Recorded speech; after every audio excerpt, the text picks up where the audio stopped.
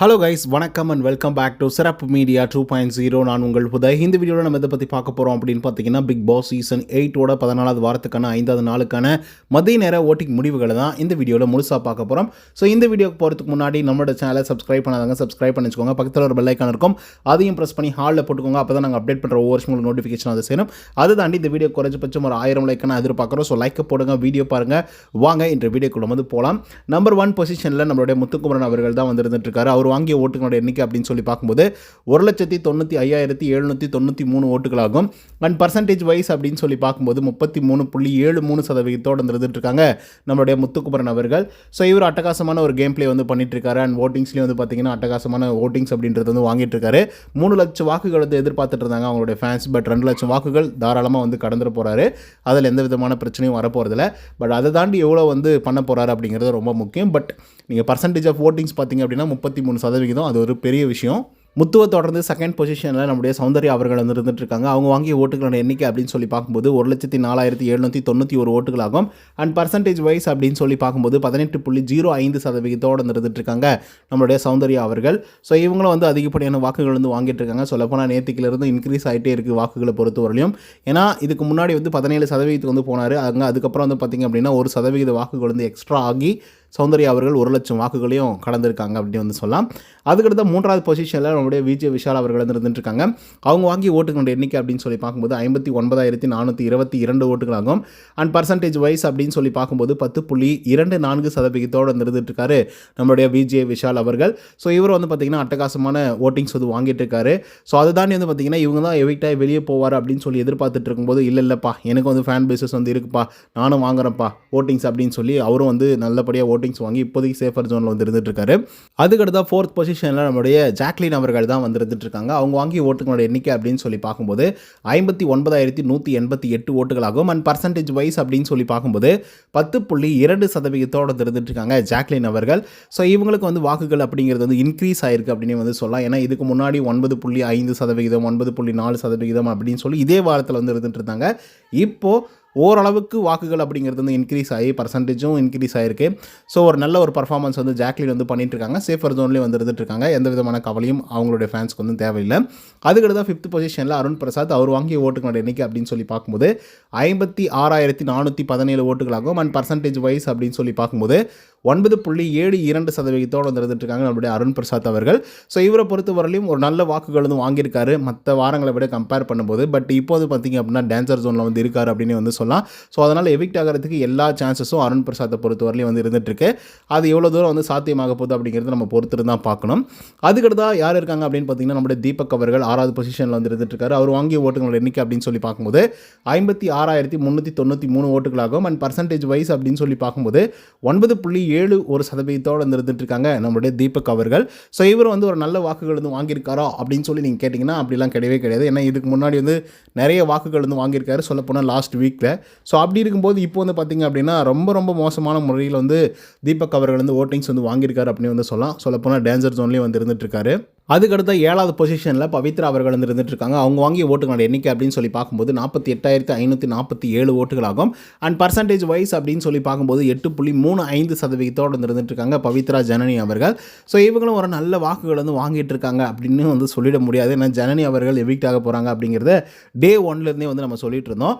ஏன் அப்படின்னு பார்த்தீங்கன்னா இதுக்கு முன்னாடி எல்லாம் ஓரளவுக்கு நல்ல வாக்குகள் வாங்குவாங்க. அது மட்டும் இல்லாமல் இவங்களை விட ரொம்ப மோசமான கண்டெஸ்டன்ட்லாம் வந்து இருந்துட்டு இருப்பாங்க. ஸோ அதனால் வந்து பார்த்திங்க அப்படின்னா அவங்களெல்லாம் முதல்ல வந்து கழட்டி விட்டு கடைசி வரைக்கும் பவித்ரா அவர்கள் வந்து ஜம்ப் ஆகி இவ்வளோ தூரம் வந்து வந்திருக்காங்க. And C also pudding there effect அப்படின்னு வந்து சொல்லலாம். ஸோ அதனால் வந்து பார்த்திங்க அப்படின்னா கண்டிப்பாக அவங்கள வந்து நம்ம எதுவும் தப்பாலாம் சொல்ல முடியாது.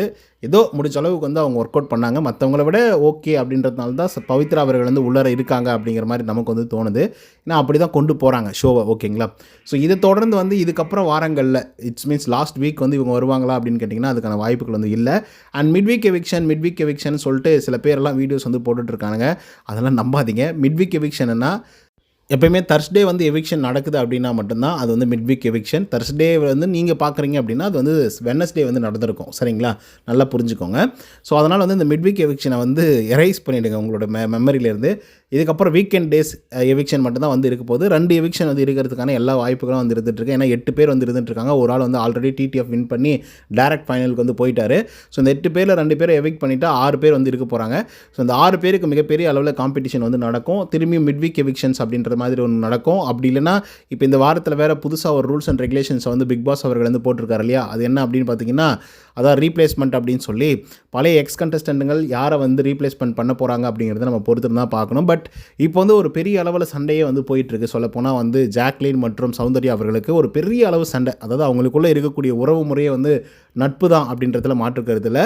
ஆனால் அந்த நட்பையே வந்து பார்த்திங்கன்னா கொச்சப்படுத்துகிற மாதிரி 2 பேருமே வந்து மாற்றி மாற்றி வந்து பேசிக்கிறாங்க. அஸ் வெல் அஸ் ஜாக்லின் ரொம்ப பொறுமையாக நிதானமாக வந்து பேசுகிறாங்க. பட் சௌந்தர்யா வந்து வெடுக்குன்னு வந்து பேசுகிறாங்க. எடுத்து பட்டான்னு அடிக்கிற மாதிரியே வந்து பேசிகிட்டு இருக்காங்க. ஸோ இதுதான் வந்து பார்த்திங்கன்னா ஒரு பெரிய பிரச்சனை வந்து போயிட்டுருக்கு. இதே பிரச்சனையை காரணம் காட்டி மேபி 2 பேரை வந்து ரீப்ளேஸ்மெண்ட் பண்ணுறோம் அப்படின்னு சொல்லி கூட வந்து பார்த்திங்கன்னா எக்ஸ் கண்டஸ்டன்ஸ்லாம் வந்து கேட்கறதுக்கான வாய்ப்புகள் வந்து இருந்துகிட்ருக்கு. ஸோ அதுதான் இங்கே இவ்வளோ பெரிய பிரச்சனையாக வந்து மாறப்போகுது அப்படிங்கிறதுலேயும் மாற்றுக்கிறது இல்லை. அப்படி ஒரு வேளை எக்ஸ் கண்டஸ்டன்ட் வந்து இவங்க 2 பேரை தான் ரீப்ளேஸ்மெண்ட் பண்ண போகிறோம், ஏன்னா இவங்க தான் ரொம்ப குழப்பத்தில் வந்து இருந்துகிட்ருக்காங்க, கேம்ஸும் வந்து பெருசாக இந்த வாரத்தில் வந்து பார்ட்டிசிபேட் பண்ணல அப்படிங்கிற மாதிரி ஏதாவது காரணங்களை வந்து சொல்லலாம்ல. ஏன்னா குழப்பங்கள் ஏற்படும் போது அந்த இடத்துல வந்து ரீப்ளேஸ்மெண்ட் வந்து நடக்கிறதுக்கான வாய்ப்புகள் வந்து இருந்துகிட்ருக்கு. மற்றவங்களாம் ஸ்ட்ராங்காக வந்து இருந்துகிட்ருக்காங்க. இவ்வளோக்கும் முத்துக்குமரன்லாம் வந்து எதுவுமே வாயே திறக்க மாட்டேங்கிறாரு. ஏதோ கொடுத்த கேரக்டரை வந்து சூஸ் பண்ணி அவராக வந்து பார்த்திங்கன்னா ஏதோ பர்ஃபார்மன்ஸ் வந்து பண்ணிகிட்ருக்காரு. அதே மாதிரி வந்து பார்த்திங்க அப்படின்னா நம்மளுடைய தீபக் அவர்கள் அவர் பாட்டுக்கு வந்து பண்ணிகிட்ருக்காப்புல. ஸோ இந்த மாதிரி வந்து எந்த வித பிரச்சனையிலையும் வந்து ஈடுபடாமல் என்ன தான் எக்ஸ் கண்டஸ்டன்ட் வந்து மூட்டி விடணும்னு நினச்சாலையும், சண்டை விடணும்னு நினச்சாலையும், குழப்பத்தை ஏற்படுத்தணும்னு நினச்சாலையும் அவங்க ரொம்ப ஸ்ட்ராங்காக வந்து இருந்துகிட்ருக்காங்க மென்டலி. சரி, நம்ம எந்த இடத்துல வந்து பிரேக் அவுட் ஆகக்கூடாது, பிரச்சனை ஆகக்கூடாது, பிரச்சனை பண்ணக்கூடாது அப்படின்றதுல. ஸோ அதனால் வெரி ஸ்ட்ராங்காக வந்து இருந்துகிட்ருக்காங்க. மேபி அதனால் வந்து அவங்க பக்கமே கூட போகிறதுக்கான வாய்ப்புகள் இல்லை ரீப்ளேஸ்மெண்ட்டுக்கு. ஸோ மீதம் இருக்கக்கூடிய ஆட்களை தான் வந்து அவங்க பயங்கரமாக டார்கெட் பண்ண போகிறாங்க. ஏன்னா ஃபேட்மேன் ரவீந்தர் வந்து பார்த்திங்கன்னா இதுக்கு முன்னாடியே வந்து சொல்லியிருக்காரு, எனக்கு வந்து அந்த ஃபஸ்ட்டு 2 பேர் இருக்காங்களே அதை பற்றி கவலை இல்லை, அதுக்கடுத்து 3ஆவதா 4ஆவதா இருக்காங்களே அவங்கள பற்றி கூட கவலை இல்லை, ஆனால் 5ஆவதா ஒரு ஆள் வந்து இருக்காங்கல்ல அவங்கள வேணால் கூட ஒரு ஆள் உள்ளர போனால் கூட அது 5ஆவது பிளேஸ்க்கு போனால் கூட எங்களுக்கு வந்து பெருமை தான். அதில் நான் வந்து இருந்தேன்னா அதை விட பெருமை. இல்லை என்னால் இன்னொரு ஆள் வந்து போகிறாங்க அப்படின்னா எக்ஸ் கண்டஸ்டன்ட்லேருந்து அது எனக்கும் அது வந்து மிகப்பெரிய அளவில் ஒரு பெருமை தான் அப்படிங்கிற மாதிரி வந்து சொல்லிட்டு இருந்தாங்க. ஸோ அதன் காரணமாக இவங்க 2 பேரும் இப்படிலாம் மாறி வந்து சண்டை போட்டுருந்தா இதே காரணங்களை சொல்லி வெளியேற்றுறதுக்கான வாய்ப்புகள் வந்து இருந்துகிட்ருக்கு. ஆனால் அவ்வளோ அசால்ட்டாக நடந்துருமாப்பா நீ சொல்கிற மாதிரி சௌந்தர்யாவை தூக்கி வெளியே போட்டுருவாங்களா, ஜாக்லினை தூக்கி வெளியே போட்டுருவாங்களா அப்படின்னு கேட்டிங்கன்னா சொல்ல முடியாது ப்ரோ. ஒரு வேளை பிக் பாஸ் அவர்கள் வந்து இல்லை சௌந்தர்யாவை தான் நாங்கள் வந்து டைட்டில் வின்னர் ஆக்குவோம் அப்படின்னா மேபி அந்த ரூல்ஸே வந்து அப்ளிகபிள் ஆகாது அப்படின்னு வச்சுக்கோங்களேன். இல்லை போட்டோம் பரவாயில்ல அப்படிங்கிற மாதிரி ஒரு சிச்சுவேஷன் வந்துச்சுன்னா தூக்கி வெளியே போகிறதுக்கான வாய்ப்புகளும் வந்து இருந்துகிட்ருக்கு. அண்ட் இன்னொரு முக்கியமான விஷயம் என்ன அப்படின்னு பார்த்தீங்கன்னா, பிக் பாஸ் இந்த வாரத்தில் வந்து பெருசாக வந்து முழிச்சிட்டு இருந்தாரா இல்லையான்னு கூட எனக்கு வந்து தெரியவே இல்லை. ஏன்னா சௌந்தர்யா கிட்ட பேசினார், அதோட லாஸ்ட்டு அதுக்கப்புறம் மைக்கு போடுங்க, இதை பண்ணுங்கள் அதை பண்ணுங்கள். அப்புறம் அன்றைக்கி ஒரு நாள் வந்து பயங்கரமாக ரோஸ்ட் பண்ணார். என்ன அந்த எக்ஸ் கண்டஸ்டன்ட்லாம் வந்து ஏதோ வெளி உலக தகவல்லாம் வந்து பங்கிடுறாங்க அப்படின்னு சொல்லிட்டு அவங்கள வந்து ரோஸ்ட் பண்ணார் இல்லையா. இப்போயே நான் கதவை திறக்கிறேன் வேணால் வெளியே போயிடுங்க அப்படிங்கிற மாதிரி. அதோட சரி மனுஷன். ஏன்னா இந்த வாரத்தில் வந்து மிட்வீக் எவிக்ஷன் இருக்குதுன்னு சொன்னாங்க, அதையும் வந்து நடத்தலை. பணப்போட்டி வைக்கிறேன்னு சொன்னாங்க, அதையும் வந்து நடத்தலை. ஸோ இந்த மாதிரி ரீப்ளேஸ்மெண்ட் இருக்குதுன்னு சொல்லியிருக்காங்க. அது நடக்குமா நடக்காதான்னு தெரியல. மேபி அது நடக்கிறதுக்கான வாய்ப்புகள் இல்லை. ஏன்னா ப்ரோமோஸில் கூட வந்து எதுவுமே காட்டலை. ஸோ அதனால் அதுவும் நடக்கிறதுக்கான வாய்ப்புகள் இல்லை. மேபி நம்மளை வந்து சுவாரஸ்யப்படுத்துறதுக்காகவும் நீங்கள் வந்து பாருங்கடா இதெல்லாம் இந்த வாரத்தில் வந்து நடக்க போகுது அப்படின்ற மாதிரி சும்மா ஒரு கிளான்ஸ் மட்டும் போட்டுட்டு நம்மளால் ஏமாத்துறாரோ அப்படிங்கிற மாதிரி வந்து தோணுது. ஸோ அதனால் அந்த டீமே கொஞ்சம் ஸ்லோவாக தான் ஒர்க் பண்ணுற மாதிரி தெரியுது இந்த 14th வீக். ஏன்னா இப்போ X contestant versus already top contestant அப்படின்னு சொல்லி நம்ம எடுத்துட்டோம் அப்படின்னா செம்மையாக இருந்திருக்கும். ஒரு டாஸ்க்கே வந்து டான்ஸ் மாரத்தானை தவிர்த்து வேறு ஏதாவது கொடுத்துருந்தாங்கன்னா கூட நல்லா இருந்திருக்கும். இந்த டான்ஸ் மாரத்தானை கொடுத்து கருமம் அதை பார்க்க முடியல. எல்லாரும் அங்கங்கே உட்காந்து பேசிட்டு ஐயோ சாமி 4 பேர் ஒரு நாளைக்கு டான்ஸ் ஆடுறாங்க. அந்த 4 பேர் டான்ஸ் ஆடுறதை பார்க்குறதுக்கு 2 மணி நேரம் 3 மணி நேரம் ஆகுது ஒரு ஆள் ஆடுறதுக்கு.